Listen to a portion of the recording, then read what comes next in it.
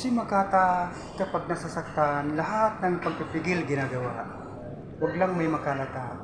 Pero pag hindi na kaya ang sakit na nararamdaman, luha ko sa nang papatak kahit pa may makakita. Kung nakita lang sana natin ang ating kapalaran, baka never natin mahalin ang taong patuloy tayong nasasaktan. Nasasaktan ako sa part na parang kasalanan ko ang lahat, na hindi ko alam na ako pala'y paglalaroan. Mahilig kasi ako magtago ng nararamdaman. Ayokong nasasaktan.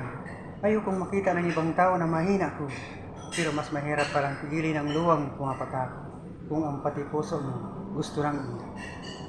Welcome, Sia Page. Maligaya kong harapin ang una kong kabanata, Sia Page.